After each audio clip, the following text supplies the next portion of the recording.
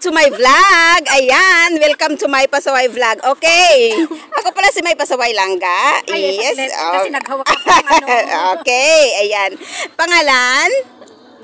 Mary Ann, taga Ilocos. Oh, taga Ilocos. Okay. So Langga, ano mga common problem natin dito sa sa ibang bansa is yung naiwan natin yung mga asawa natin doon sa Pilipinas. Stable pa kayo ng asawa mo? Hindi na. So nagkahiwalay kayo mga 2015 until now. Okay. So, ilan yung anak mo? Tatlo. Yung Oo. panganay, dalawang lalaki. O, dalawang lalaki. So, sa paghihiwalay nyo ng asawa nyo, until now, okay na kayo? So, na-accept mo na talaga? Tagal na. Hindi na, nung naglako yung asawa mo, nandoon ka sa ibang bansa? Oo, nasa Lebanon. Sa Lebanon ikaw, okay. Tapos, yung asawa mo ngayon, nasaan? Nasa Pinas. Sa bahay nyo?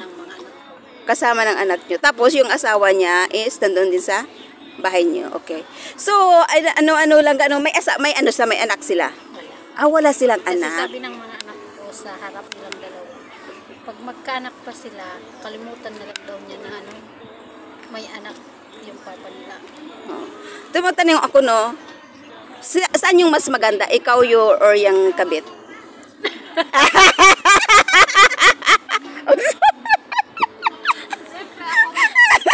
Sino bang magbubuhat ng sariling upuan, di ba? Kundi So baka may kulang ka sa ano ninyo? ay, bahala na dyan Hindi. Anong kwento mo? Ikwento mo. Baka may kulang ka sa mga posisyon kong gabi. Kaya naghanap.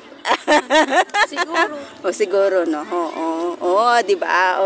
So, sa mga common talaga yan na problema sa mga OFW, kahit sino lang yung Pero actually, responsibility, naman sila? Responsable siya sa mga anak nyo. Pagpapaaral naman. Nagtutulungan kami. Kasi tatlo na yung college na silang tatlo. Tatlo na talagang college mo. Second year college yung kambal, first year college yung bunso. Oo. Nagtutulungan kami. Yun lang okay lang, no. Pero hindi ka talaga nung una mong nalaman na may kabit siya, hindi ka nagpatulfo? Hindi. Bakit? Kung ayaw niya ako kasi, pag ang tao ayaw sa akin, ayaw ko rin sa kanya. Diba? So talagang hindi ka naghabol sa kanya? Iniyakan mo siya? Oo naman, siyempre umiyak ka rin, diba? Sobrang sakit. Hindi mo na, may mga, andyan yung mga anak mo na na yung kumbaga yun sila ang sign kung bakit mo siya minahal. Sila ang iba pang ibig sabihin. Oo. Sila yung talaga yung mga bunga ninyo ng pagmamahalan ninyong dalawa. Oo. So ngayon, nagkikita-kita pa rin kayo ng asawa mo? Kasi kapit barangay lang kami. Magkapit barangay lang kami. Sa asawa niya, yung kabit niya, kilala mo yung kabit niya?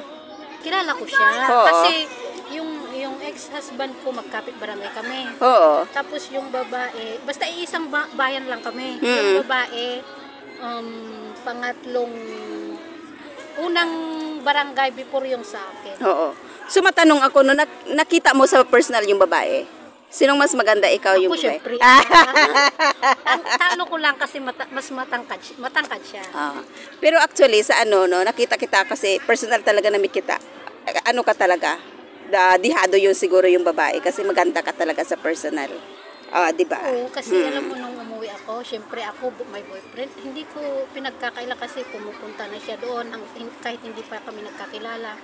Tapos siya ang nagsumundo sa akin kasama yung isang kambal.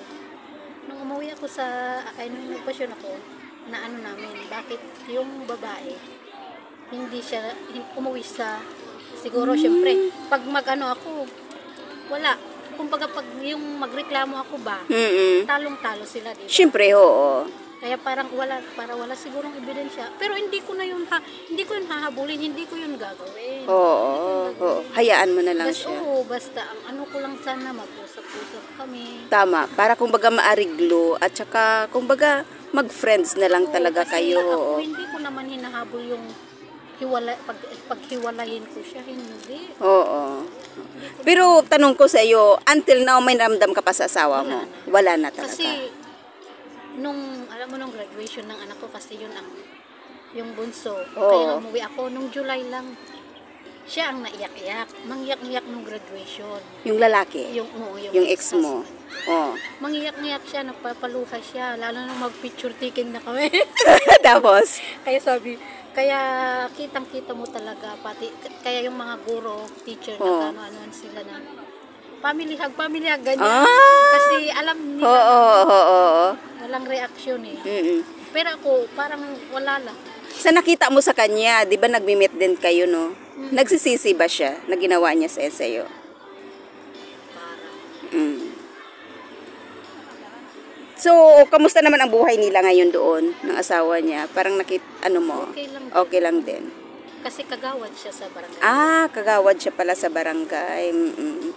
So, okay na ngayon. So, may nobyo ka ngayon? Oo. Taga saan? Taga sa inyo rin? Taga Ilocos doon. So, ilang years na kayo ngayon? Mag 2 years next month. So, wala kang balak talaga na ibahay yung boyfriend mo? Paano ko ibabahay naglalagi lang naman ako Kung dito sa sa bagay, oo. Pero at least, Talagang single siya doon? Oo, binata siya. Binata siya. Ilang taon siya? Ilang taon na siya. Edad niya. Ilang taon edad? Magkaedad lang kami. Magkaedad lang kayo. Okay. 42. Oo. Yung kwento mo talaga is talagang hindi katulad sa iba na hinahabol nila yung Kasi naman sa iyo responsibilidad, responsable naman yung lalaki. Oo. Sa mga anak mo. Ayan. Yan yung kababayan natin na syempre interview ko siya na andito sa chismosa naman kasi ito si May Pasaway.